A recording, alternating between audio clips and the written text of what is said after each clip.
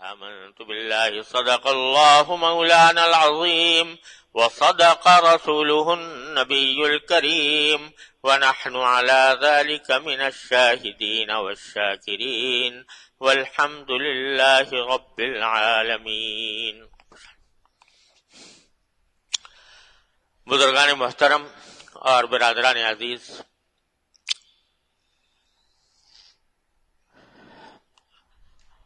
چونکہ محرم کا مہینہ چل رہا ہے اور چند دن کے بعد عاشورہ کا دن آنے والا ہے،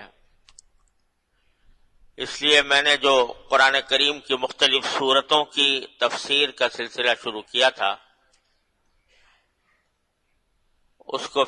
اس جمعہ کے لیے موقوف کر کے کچھ باتیں محرم کے بارے میں عرض کرنی ہے. یہ محرم کا مہینہ اللہ تبارک و تعالی نے اس کو ایک خصوصی حرمت عطا فرمائی ہے، اسی لیے اس کو محرم کہا جاتا ہے. محرم کے معنی عربی زبان میں ہوتے ہیں وہ چیز جس کو حرمت بخشی گئی ہو. حرمت کے معنی عظمت، تقدس، پاکیزگی. جس چیز کو حرمت بخشی گئی ہو اس کو محرم کہتے ہیں عربی زبان میں. اور اس مہینے کو محرم اسی لیے کہا جاتا ہے کہ اللہ تبارک و تعالی نے اس کو خصوصی حرمت عطا فرمائی ہے.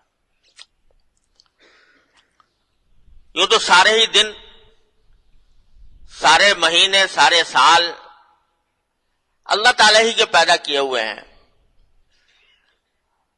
جس طرح اور دنوں میں سورج نکلتا ہے اور شام کو غروب ہو جاتا ہے، اسی طرح محرم کے مہینے میں بھی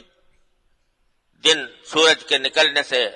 یا صبح صادق سے شروع ہوتا ہے اور غروب آفتاب پر ختم ہو جاتا ہے. لیکن اللہ تبارک و تعالی نے کسی خاص دن کو یا کسی خاص مہینے کو اپنی طرف سے ایک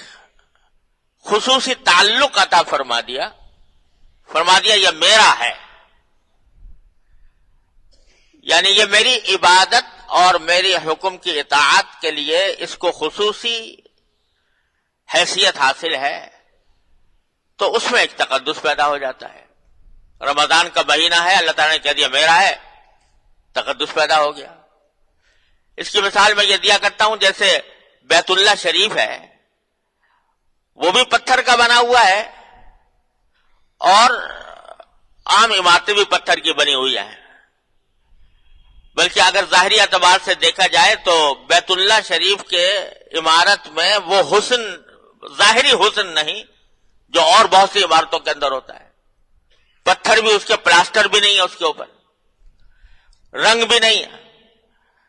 لیکن چونکہ اللہ تبارک و تعالی نے فرما دیا کہ یہ میرا ہے، تو اس کے نتیجے میں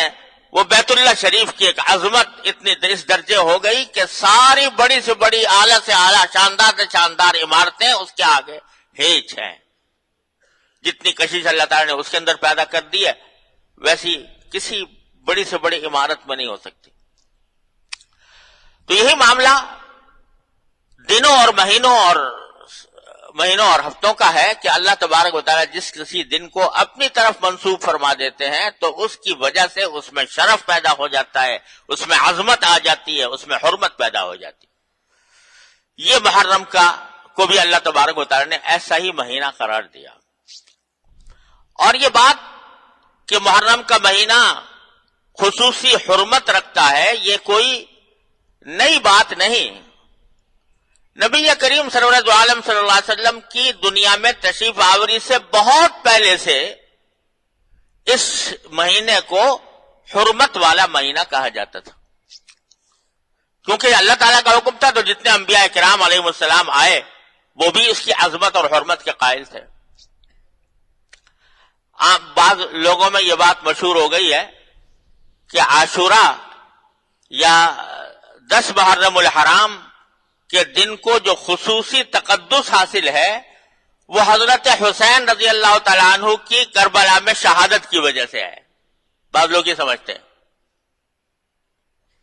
یعنی چونکہ حضرت حسین رضی اللہ تعالیٰ عنہ کی شہادت میدان کربلا میں 10 تاریخ کو ہوئی تھی، 10 محرم کو، اس واسطے وہ سمجھتے ہیں کہ عاشورہ کی یہ خصوصیت ہے اور عاشورہ کے اندر یہ تقدس ہے یا اس کی حرمت ہے کہ وہ حضرت حسین کی شہادت کی وجہ سے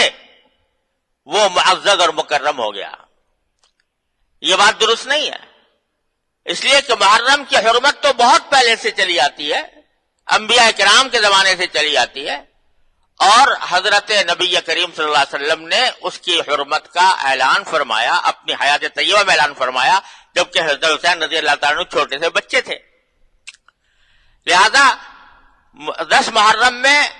حرمت اور تقدس اس واقعے سے پیدا نہیں ہوا، بلکہ اس کے برعکس حضرت حسین رضی اللہ تعالیٰ عنہ کی فضیلت اور ان کی عظمت کا یہ ایک مظاہرہ تھا کہ اللہ تبارک و تعالیٰ نے ان کو شہادت کا مقام عطا فرمانے کے لیے اس دن کو منتخب فرمایا جو پہلے سے مقدس چلا آتا تھا۔ یہ ان کی عظمت ہے،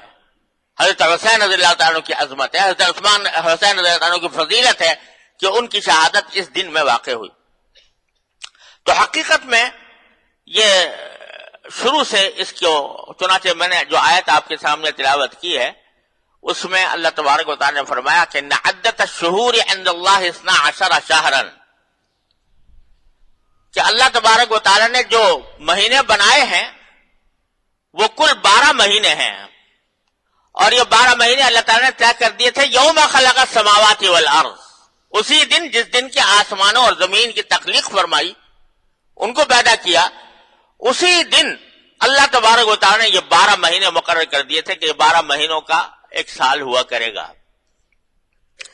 کفار اور مشرکین جو ہیں وہ اپنی ذاتی اغراض کے تحت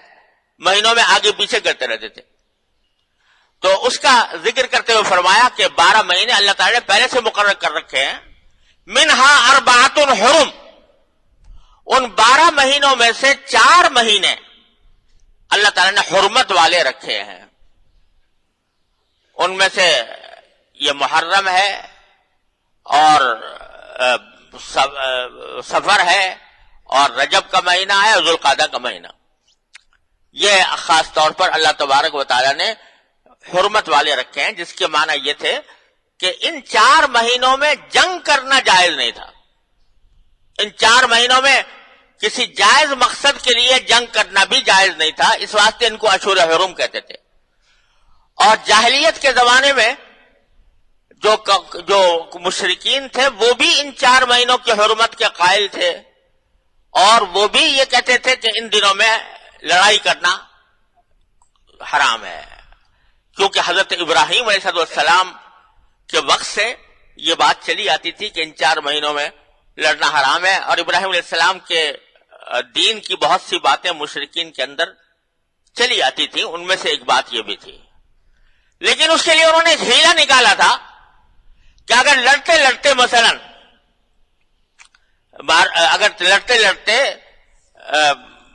چاند طلوع ہو گیا محرم کا مثال کے طور پر، تو وہ یہ کہتے تھے کہ بھائی اب لڑنا تو بڑا ضروری ہے اور محرم کا مہینہ آ گیا جس میں لڑائی ہو نہیں سکتی، لہذا ایسا کرتے ہیں کہ اب کے یہ آپس میں طے کر لیتے ہیں کہ اب کے محرم کا مہینہ جو ہے وہ سفر کے مہینے کے بعد آئے گا، یہ جو مہینہ اب شروع ہو رہا ہے چاند، یہ محرم کے بجائے ہم اس کو سفر کا مہینہ قرار دے دیتے ہیں، اور پہلے سفر آئے گا اور پھر محرم آئے گا،